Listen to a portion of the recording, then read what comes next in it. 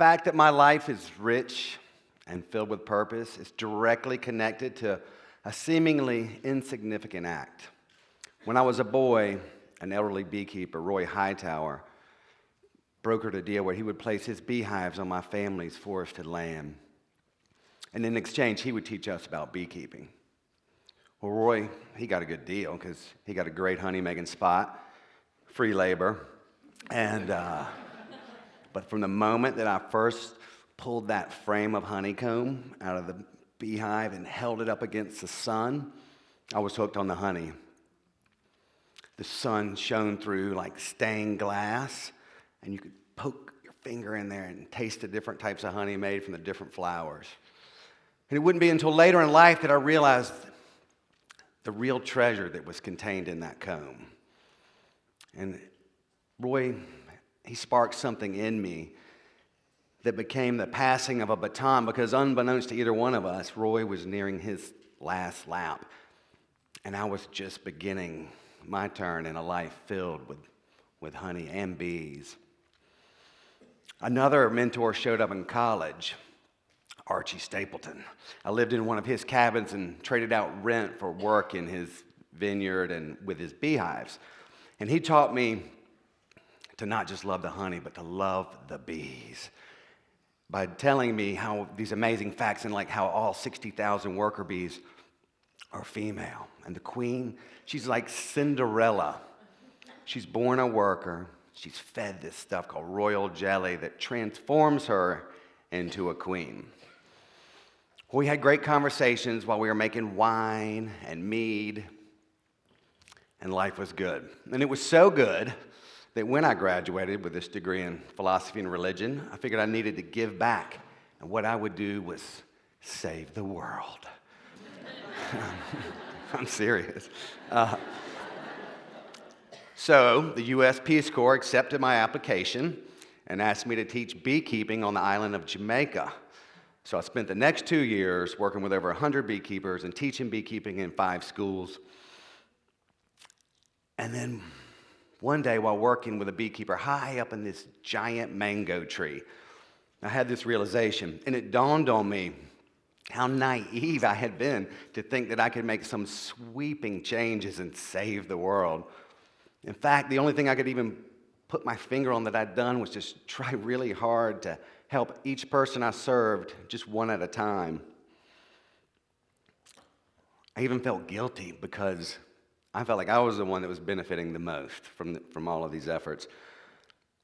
And it was nothing grand, and I wasn't saving the world, but I thought, I've touched hundreds of people with bees since Roy put me on this path.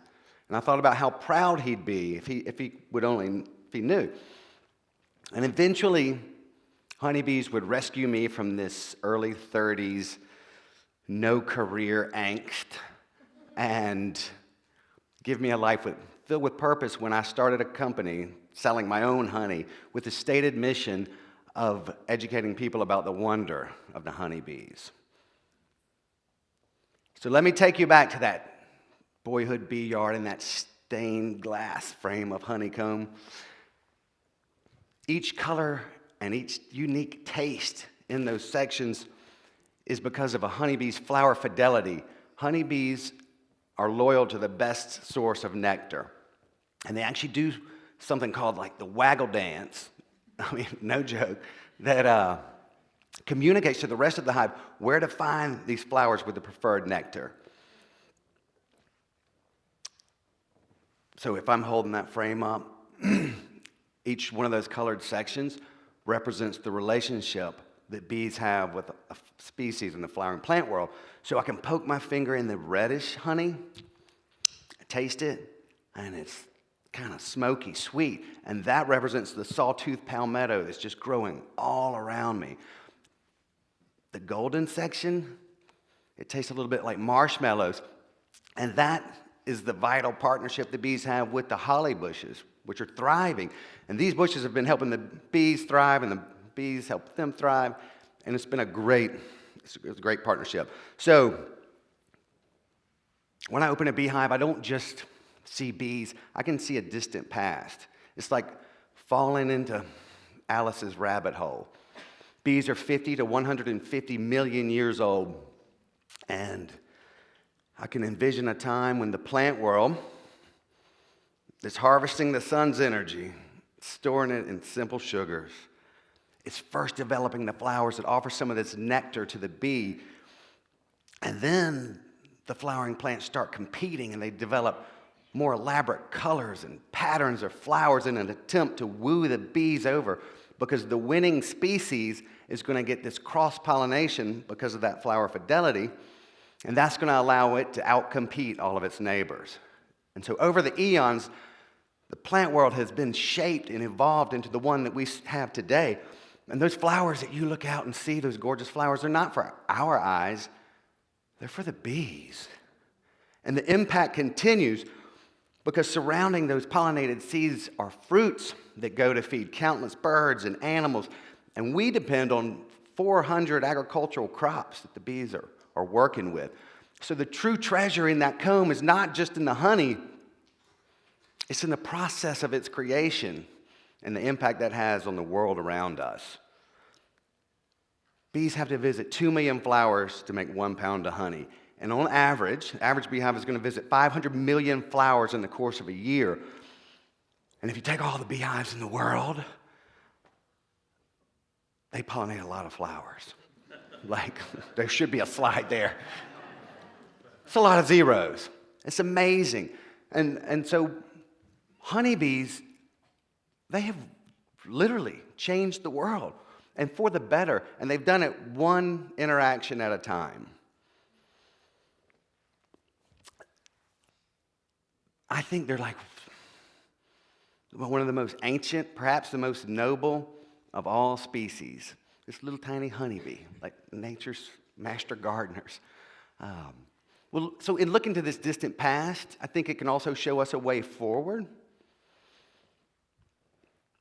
In Jamaica, they have a saying, "Come like a wasp," and they use that when referring to somebody that acts like they know more than they actually do. Anybody know? There's a lot of those people around. So the background of that story is the wasp went to the honeybee and said, "Hey, can you teach me how to make honey?" And she's like, "Sure, that's important," and begins to teach him how to make the comb, at which point the wasp starts to walk away. And the honeybee, she calls after, "Hey, I didn't even taught you the most important part, man." And he's like, "Yeah, man, I got it, I know." And still today, can only make the nest. And right or wrong, most wasps kill and eat things for a living. And individually, we could probably act like a wasp and survive. And you see that around sometimes. But I don't think it's sustainable as a species. There's a lot of us here on this planet, 7.5 billion. So we need to listen to the honeybees, because they're showing this bridge to a more noble and a more virtuous path in life. And I know this sounds all too simple and Pollyanna, but let me illustrate with a true story. So with all these maladies going on in the bee world, which you've heard about, we decided we would take the long view and try and raise a generation that understand, love, and protect the honeybees. So toward that, we created the Bee Calls Project, this nonprofit. And what it would do is put this glass educational beehive inside a school's media center. And the kids would get to see the bees, building honey, raising young, and every once in a while exposed to some bad pesticides or mosquito spray or pests that come in. And they really learned a lot. And soon we had about 25 schools buzzing with bees. And at that point, one of the administration's risk managers called on.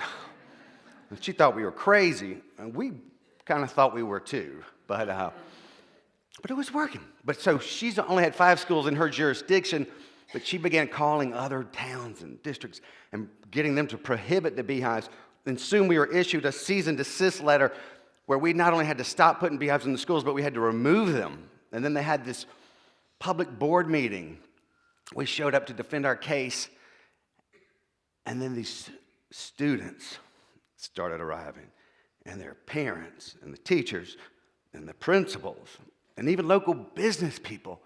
that had been touched by these bees. And one of the board members comes over and is like, this is crazy. This is not going to work. You need to tell these people to go home. But everybody stayed. The bees were like on trial. And the outcome would have been awful.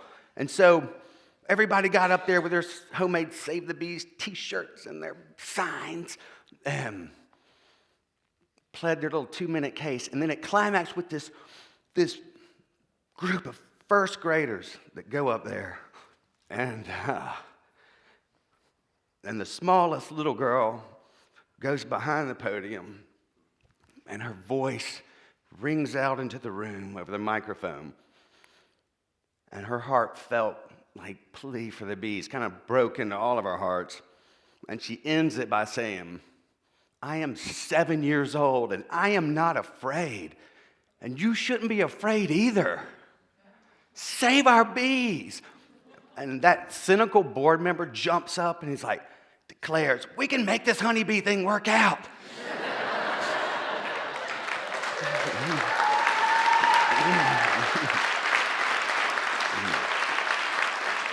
And he points to the risk manager and demands that she work with us to find common ground solutions. And so today, 3 years later, we're finishing the installation of our 275th school in 46 states and 4 countries. And it's all a Whoville moment, right?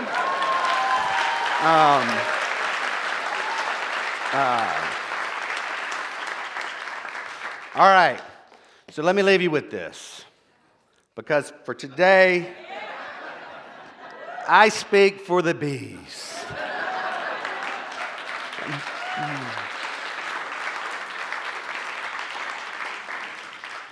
And what if we as a species could emulate the honorable honeybee? And it starts with our next interaction with the environment, with the business, with the person you're next to, the next person that you meet. The bees are showing us a sustainable way to have humanity live and continue and prosper. And it's admirable and it's achievable. Let us not destroy in 100 years what the honeybees have spent 100 million years making. And maybe, perhaps, in our multitude of reciprocal acts, we can not just save the world and the bees, but in the process, we can also save ourselves. Thank you.